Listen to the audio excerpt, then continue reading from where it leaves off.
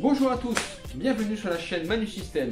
Aujourd'hui, dans cette nouvelle vidéo, je vous propose de découvrir comment fonctionne le moteur à 4 temps. Nous allons décortiquer les 4 principales phases de ce moteur. Pour ceci, je n'utiliserai aucun schéma technique, aucun croquis et aucune animation 3D. Comment je vais faire? Restez avec moi, nous allons découvrir ça dans quelques minutes. Mais avant de commencer, abonnez-vous à ma chaîne si ce n'est déjà fait, lâchez-moi un pouce bleu et dans la barre des commentaires, n'hésitez pas à me poser toutes vos questions et suggestions de vidéos. J'y répondrai avec un grand plaisir. A tout de suite.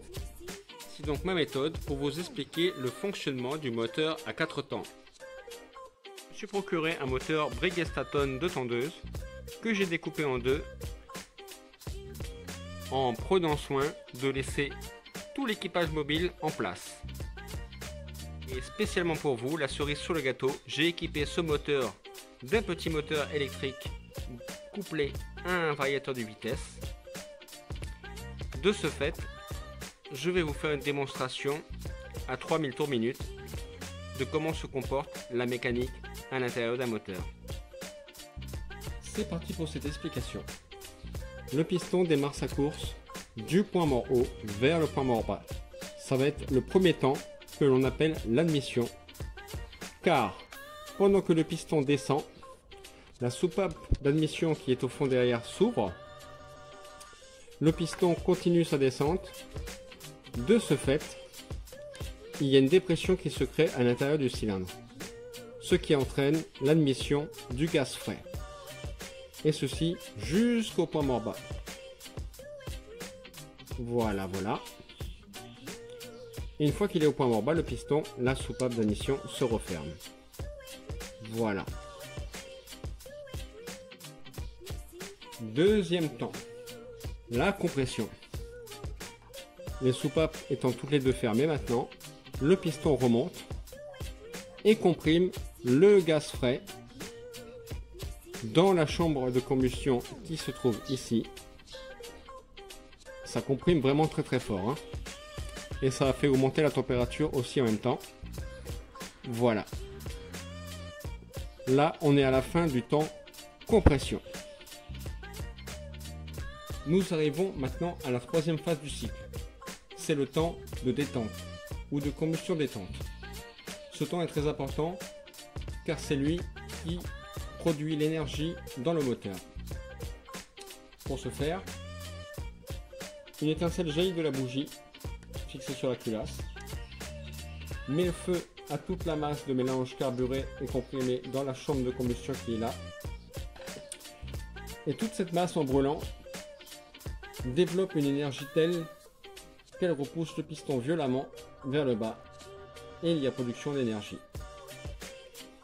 En même temps, la soupape d'échappement commence à s'ouvrir et nous arrivons au temps numéro 4. Quatrième temps, échappement. Les gaz ayant complètement brûlé dans la chambre de combustion et dans le cylindre général, le piston remonte. La soupape d'échappement commence à s'ouvrir et les gaz brûlés sont évacués à l'air libre.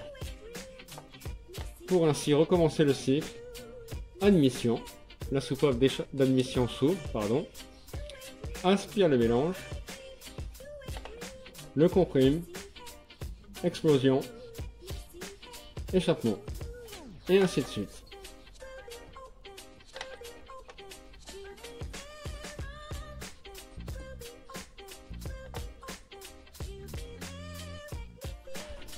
Et maintenant, je vous propose d'entraîner tout ça à 3000 tours minute pour voir comment que ça se passe en vrai.